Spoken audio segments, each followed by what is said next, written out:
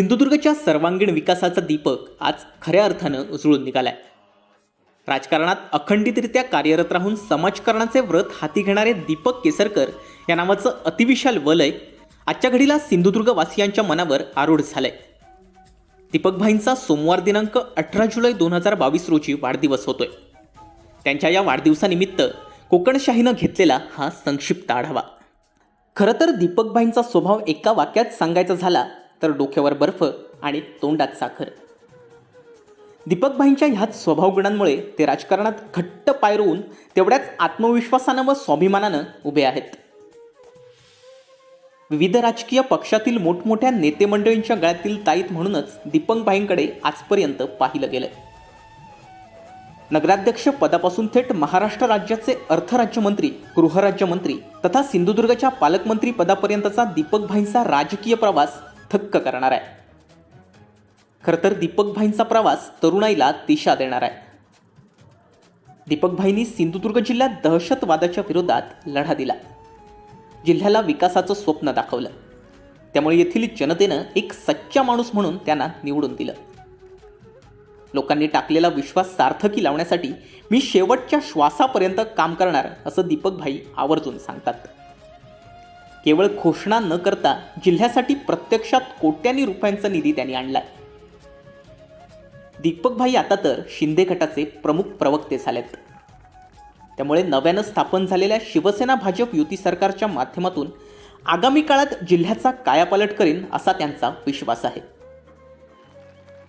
दीपकभाई हे विद्यमान मुख्यमंत्री एकनाथ शिंदे यांच्या गळ्यातील तर ताईतच झालेत. त्यामुळे यावेळी त्यांच्या गळ्यात मंत्रिपदाची माळ पडणार हे निश्चित आहे.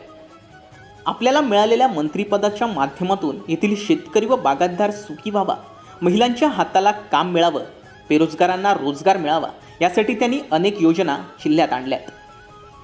शेती आधुनिक व्हावी, त्यातून उत्पन्न वाढावं यासाठी यांत्रिक शेतीचा प्रयोग त्यांनी राबवलाय. खरं तर दीपक केसरकर यांचं कुटुंब सावंतवाडी शहरातील उद्योजक व श्रीमंत म्हणून ओळखलं जातं. त्यांच्या वडिलांनी वेगवेगळे उद्योग व शेती केली. दीपकभाईंचे वडील सावंतवाडी शहरात नगरशेठ म्हणून ओळखले जायचे. त्यांनी शहराच्या विकासात भरभरून मदत केली आहे. त्यामुळे साहजिकच दीपक केसरकर यांना सामाजिक व राजकीय क्षेत्राची आवड निर्माण झालेली. आताच्या घडीला शिंदे सरकारमधील प्रवक्ते असलेल्या दीपक केसरकर नावाचं वादळ अखंड महाराष्ट्रात पसरलंय. हे वादळ सिंधुदुर्गच्या भूमीत जन्माला आलं याचा निश्चितच सिंधुदुर्गवासियांना सिंधुपुत्र म्हणून सार्थ अभिमान आहे. गोरगरीब जनतेच्या सुखदुःखात नेहमी सहभागी होणाऱ्या, कितीही मोठे झालोत तरी नेहमी पाय जमिनीवर ठेवून पुढे जाणाऱ्या, साक्षात शिर्डीच्या साईबाबांची श्रद्धा आणि सबुरी ही शिकवणूक आत्मसात करणाऱ्या दीपकभाईंना आताच्या सरकारमध्ये मंत्रिपदाची संधी मिळावी अशी अपेक्षा सिंधुदुर्गवासियांची आहे. कारण दीपकभाईंच्या वाढदिवसानिमित्त सिंधुदुर्ग जिल्ह्याला मिळालेलं हेच तर खऱ्या अर्थानं विकासाचं गिफ्ट असणार आहे.